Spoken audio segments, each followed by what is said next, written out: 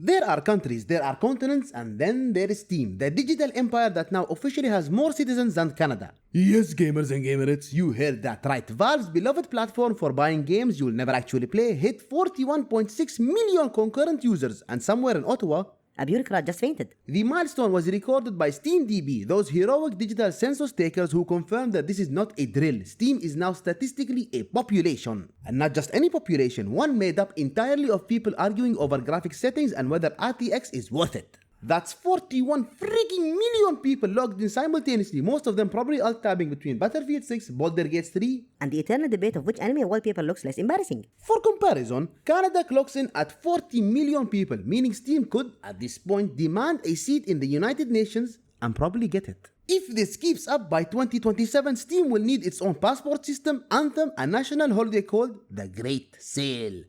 So, how did a once niche PC client turn into a digital civilization? Let's open the launcher, ignore the 99 plus updates, and find out.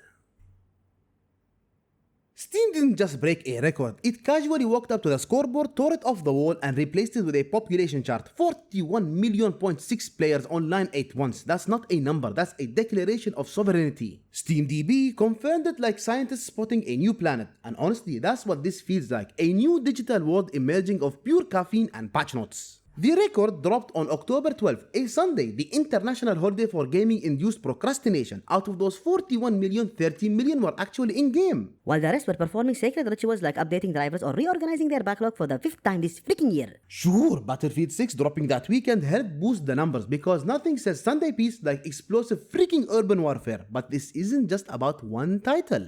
This was Steam flexing its freaking dominance. Last year's tiny record of 35 million already made headlines, but this new peak basically turned those numbers into toddler stats. That's, guys, put this in mind, that's 6 million more people in just a year, almost an entire new country's worth of users logging in to collectively whisper, one more round. And guys, mind you, this wasn't during a massive event or Steam sale. This was just it was a normal day. Steam didn't even try. That's how you know you're untouchable. When your casual Sunday outperforms the population of a G7 nation. The scale is freaking ridiculous when you stop to think about it. Guys, 41 million freaking people online means there were more humans logged into Steam than watching the Super Bowl, Eurovision, or most global sporting events. And they were all united not by nationality but by the shared dream of one day actually playing that bundle they bought in 2017. Somewhere in a dark server room, you know a poor engineer was sweating bullets, praying the system didn't collapse under the weight of 41 million simultaneous requests to download updates for Counter-Strike freaking 2. And yet somehow, it all worked. No meltdown, no outage, just pure flawless performance. In a world where even billion-dollar studios can't keep their servers alive for launch day, Steam stood tall like an old battle-scarred warrior who's seen it all.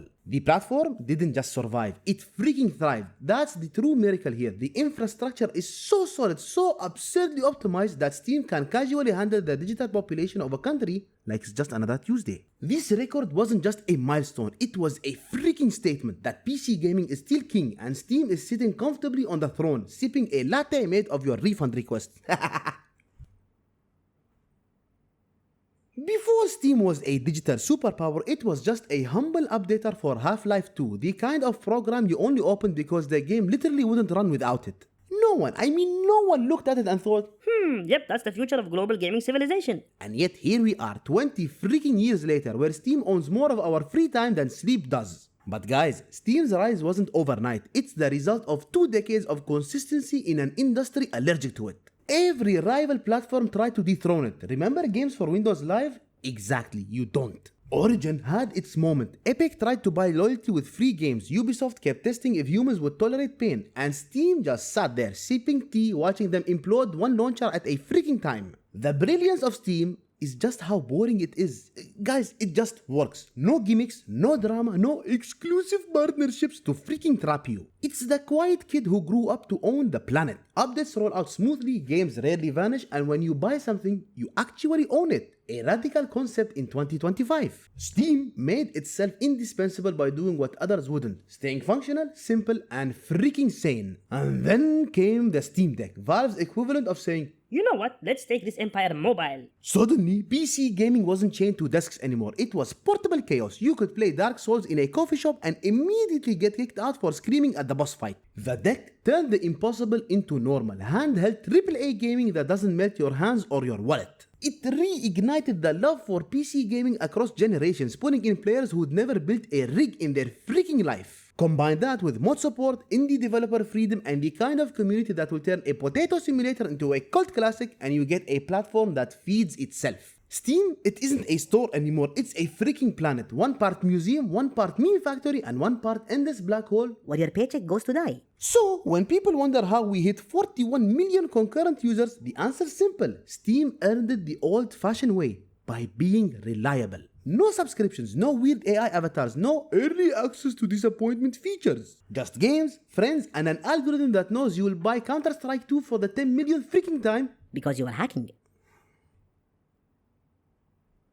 Steam doesn't have competition, it has spectators. Every few years someone tries to beat it and then quietly retreats after discovering that building a stable launcher is harder than building a freaking rocket. Epic Game Stores has free games but no soul. The EA app feels like malware that learned manners. Ubisoft Connect is a performance art piece about failure. And through it all, Steam just keeps doing what it does best, existing perfectly. Its secret weapon? Trust. Steam earned gamer loyalty the way few tech companies ever have. It doesn't spam you with ads, doesn't beg you to subscribe, doesn't pretend your screenshots belong to a community moments NFT project. It's just you, your games, and that comforting blue interface that hasn't changed much since Obama came and left the freaking office. Steam also mastered the art of cultural momentum. The workshop gives users power, mods, maps, skins, the stuff that extends a game's life by freaking decades. Why pay for a DLC when the community will make Shrek Edition for free? Every update, every feature feels like it was made by people who actually play games. That's why even when Steam messes up, we forgive it instantly because at least it's trying to improve the experience, not the monetization freaking strategy. Ho ho, and then there are the sales, those glorious wallet-destroying events that should honestly count as national holidays. The Steam Summer Sale isn't just a promotion, it's a global ritual. People build wish lists, stockpile credit, and prepare for battle. You don't shop, you ascend. It's capitalism disguised as community bonding, and it works every single freaking time. Even the small, tiny, whiny details matter. Cloud saves that actually sync, refunds that work, a chat system that isn't designed by aliens. Steam does everything so effortlessly that you forget how rare that is in gaming. It's the one launcher that respects your time, your purchases, and your freaking sanity. Steam doesn't just win, it dominates quietly. No PR stunts, no emotional commercials, no influencer campaigns, just stability and trust. And that's why 41 million people log in without even thinking about it. Steam doesn't have users. It has citizens.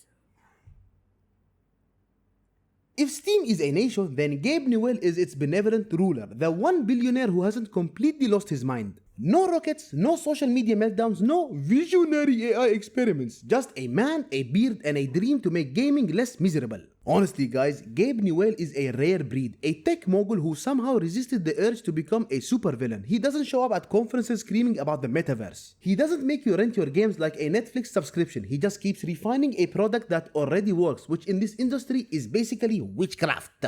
Under his leadership, Steam became more than a store, it became a culture. Every major event, whether it's sales, updates, even memes, radiates from this quiet man's digital kingdom. While other CEOs were selling dreams of virtual real estate, Gabe gave us something tangible, a functioning ecosystem where developers, modders, and gamers all coexist in beautiful harmony. And the best part? He actually listens. When the community complains, Valve actually adjusts. When a feature breaks, it gets fixed without a 10-minute freaking apology video. It's almost unsettling how normal this company is compared to its peers. Steam is essentially the Switzerland of gaming. Neutral, efficient, and full of wealth built from the tears of console players. Gabe's hands-off, trust-driven approach allowed Steam to grow into what it is today, a self-sustaining world. He's the quiet legend we didn't know we needed, one who gives us discounts instead of commandments. And honestly, that's why gamers adore him, because in an era where every company tries to milk us, Gabe just gave us a sale and goes back to coding in freaking peace. Honestly, the man turned capitalism into a community service, and for that, he deserves at least a national holiday, or at the very least, His own Steam trading card. Now, as much as we love our glorious overlord, there is a lingering thought in every gamer's mind. What if Steam turned evil one day? What if tomorrow Valve announced access to your library now costs $4.99 a month? We'd all rage. And then we'd all still pay, because what else are we gonna do? Go back to Origin? Please. That's the thing, guys. Steam's dominance is both comforting and terrifying. It's the backbone of PC gaming, but it's also the single point of failure for millions of people. Our libraries, our friends, our memories, all tied to one launcher. If Steam vanished tomorrow, the collective scream would power the global energy freaking grid. Even the article's writer, Josh Wolens, admitted that fear. If Steam went bad, would anyone really leave? Probably not. Honestly, Joshua, we're too deep, too invested, too emotionally attached to that account with 1,200 unplayed freaking titles. Fortunately and unfortunately at the same time, Steam isn't just a service, it's our digital home, and like any home, we complain about it constantly but never actually move out. But here is the thing, gamers and gamerettes, Valve's history suggests we're safe. Gabe and the company have had decades to exploit us, and they just well, they haven't. No predatory pricing, no loot box manipulation, no weird crypto nonsense. Just stable user-first business decisions in an industry, well, guys, they're basically allergic to them. If that alone is not worth celebrating, I honestly don't know what is.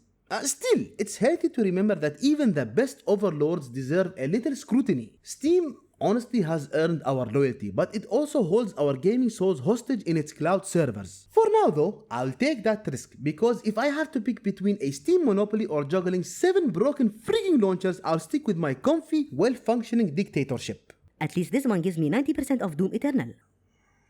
So here we are, citizens of the United States of Steam, 41 million strong. Powered by caffeine, RGB lights, and a shared hatred of bad DR freaking M. Steam has achieved what most governments can: stability, reliability, and functioning servers. It's not just a platform anymore, guys. It's an empire built on pixels, memes, and pure freaking convenience. The fact that it's bigger than Canada isn't a joke, it's a freaking statement. PC gaming didn't just survive the console wars, it nuked the battlefield and rebuilt society. And while the future might hold risks for now, it's impossible not to salute Gabe Newell's kingdom. Steam is proof that if you make something good enough, people will build their lives around it. And occasionally spend $600 on anime wallpapers. What do you guys think? Is Steam's global domination the best thing to happen to gaming, or are we all just smiling citizens in Gabe Newell's glorious republic? Drop your thoughts down below. Preferably before the next sale drains your wallet again. And guys, thank you once again for watching the video. If you enjoyed it, please consider leaving a like and subscribing for more content in the future. Take care, and I'll see you in the next one.